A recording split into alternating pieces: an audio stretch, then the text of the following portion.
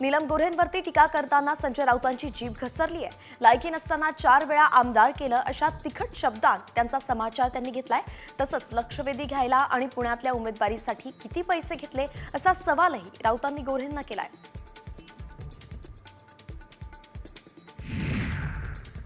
सुषमा अंधारे या नीलम गोऱ्हे यांच्यावरती अब्रू नुकसानीचा दावा दाखल करणार आहेत। नीलम गोऱ्हे यांनी जाणीवपूर्वक ठाकरेंच्या शिवसेना पक्षाची आणि पक्षप्रमुखांची प्रतिमा मलिन करण्याच्या हेतूनच बेताल वक्तव्य केल्याचा आरोप अंधारेंनी केलाय। तसंच नाक घासून माफी मागितली तरी लढा सुरूच असल्याचं अंधारे म्हणाले।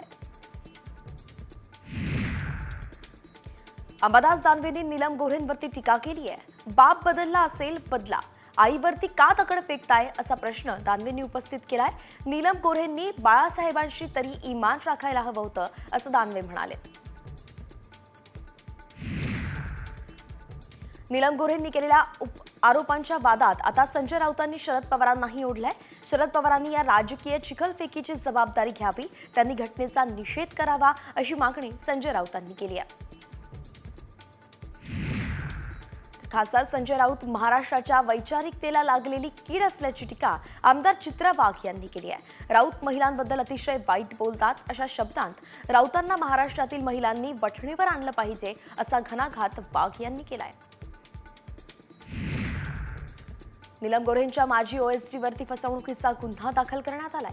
सरकारी नोकरीचं आमिष दाखवून या ओएसडीनं 9 लाख रुपये उकळल्याचा आरोप आहे। सचिन चिखलीकर आणि त्याच्या सहकाऱ्यांवरती माहीम पोलीस स्टेशनमध्ये फसवणुकीचा गुन्हा दाखल झालाय।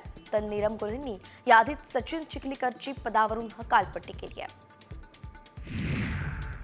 नीलम गोऱ्हेंच्या मुंबईतल्या घराबाहेर सुरक्षा वाढवण्यात आली आहे। उद्धव सेनेत 2 मर्सिडीज दिल्या की 1 पद मिळायचं असं खळबळजनक वक्तव्य नीलम गोऱ्हेंनी केलं होतं आणि त्याच वक्तव्याचे पडसाद पुण्यात उमटले होते। याच पार्श्वभूमीवरती नीलम गोऱ्हेंच्या मुंबईच्या घराबाहेर पोलीस बंदोबस्त ठेवण्यात आलाय।